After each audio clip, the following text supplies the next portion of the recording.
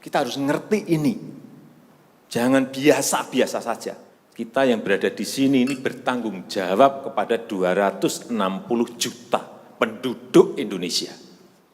Kalau mau minta perpu lagi, saya buatin perpu. Kalau saudara belum cukup, asal untuk rakyat, asal untuk negara. Saya pertaruhkan reputasi politik saya. Bismillahirrahmanirrahim. Assalamualaikum warahmatullahi wabarakatuh. Selamat pagi, salam sejahtera bagi kita semuanya. Om Swastiastu, Namo Buddhaya, salam kebajikan. Yang saya hormati Bapak Wakil Presiden, para Menko, para Menteri, yang saya hormati seluruh ketua dan pimpinan lembaga yang hadir, yang tidak bisa saya sebut satu persatu. Bapak Ibu sekalian yang saya hormati,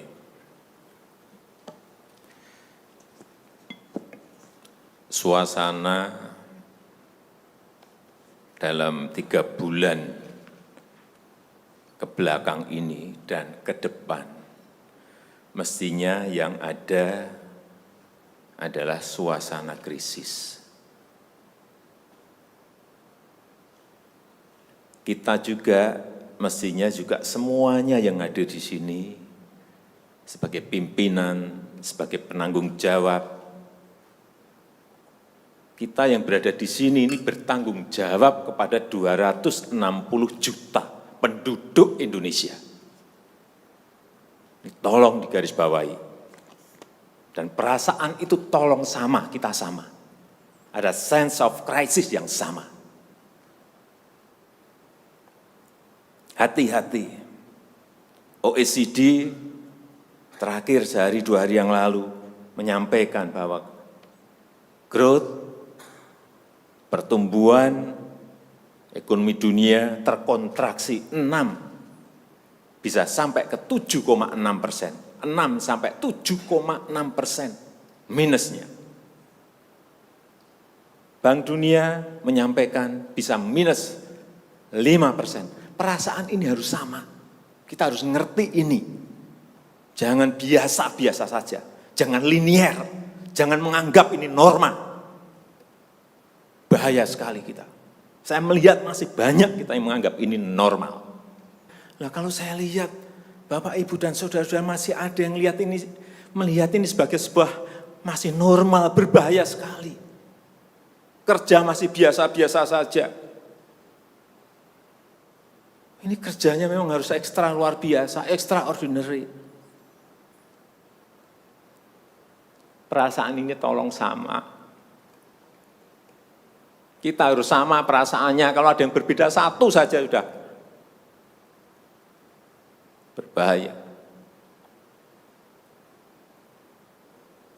Jadi tindakan-tindakan kita, keputusan-keputusan kita, kebijakan-kebijakan kita, suasana adalah harus suasana krisis.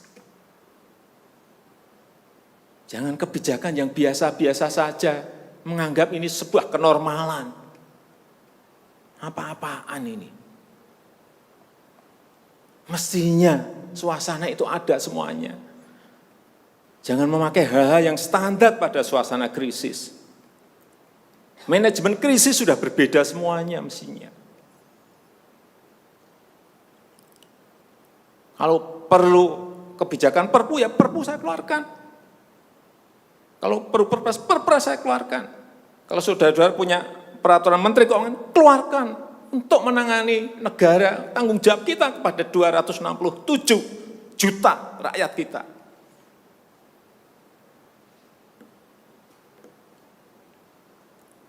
Saya lihat masih banyak kita ini yang seperti biasa-biasa saja. Saya jengkelnya di situ. Ini apa enggak punya perasaan, suasana krisis.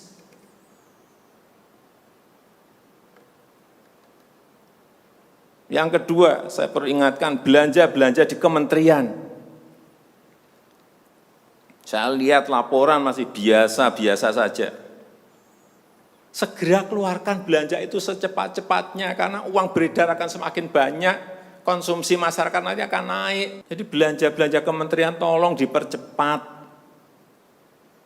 Sekali lagi, jangan menganggap ini biasa-biasa saja. Percepat, kalau ada hambatan, keluarkan peraturan menterinya agar cepat. Kalau perlu perpres, keluarkan perpresnya. Untuk pemulihan ekonomi nasional, misalnya saya berikan contoh, bidang kesehatan, itu dianggarkan 75 triliun. 75 triliun. Baru keluar 1,53%, coba. Uang beredar di masyarakat kerem ke situ semua. Segera itu dikeluarkan dengan penggunaan-penggunaan yang tepat sasaran, sehingga men-trigger ekonomi. Pembayaran tunjangan untuk dokter spesialis, untuk tenaga medis, segera keluarkan. Belanja-belanja untuk peralatan, segera keluarkan. Ini sudah disediakan 70-an triliun seperti itu. Bansos yang ditunggu masyarakat, segera keluarkan. Kalau ada masalah, lakukan tindakan-tindakan lapangan.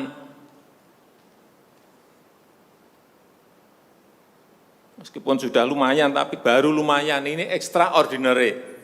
Harusnya 100%. Di bidang ekonomi juga sama.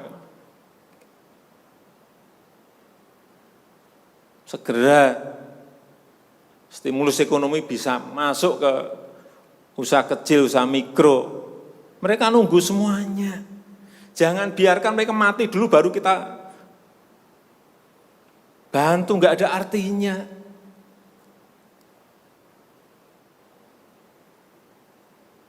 Berbahaya sekali kalau perasaan kita seperti nggak ada apa-apa, berbahaya sekali. Usaha mikro, usaha kecil, usaha menengah, usaha gede, perbankan, semuanya yang berkaitan dengan ekonomi manufaktur, industri, terutama yang padat karya, beri prioritas pada mereka supaya enggak ada PHK. Jangan sudah PHK gede-gedean, duit rupiah pun belum masuk ke stimulus ekonomi kita. Hanya gara-gara urusan peraturan. Ini extraordinary. Saya harus ngomong apa adanya, enggak ada progres. Yang signifikan enggak ada.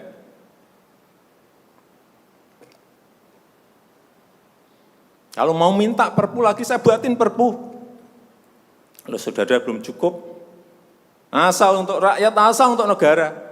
Saya pertaruhkan reputasi politik saya.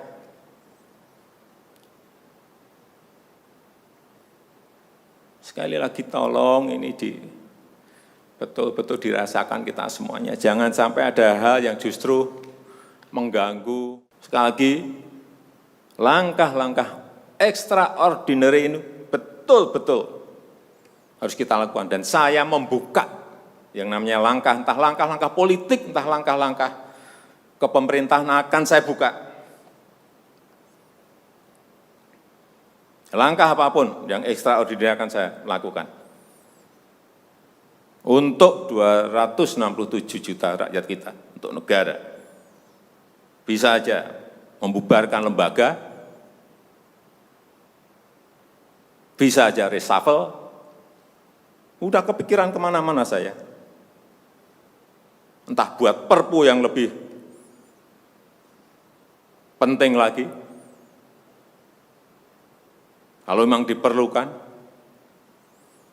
karena memang suasana ini harus ada. Kalau suasana ini tidak, Bapak Ibu tidak merasakan itu, sudah. Artinya tindakan-tindakan yang extraordinary keras akan saya lakukan. Saya rasa itu yang bisa saya sampaikan pada kesempatan yang baik ini. Saya betul-betul minta pada Bapak Ibu dan saudara-saudara sekalian mengerti, memahami apa yang tadi saya sampaikan.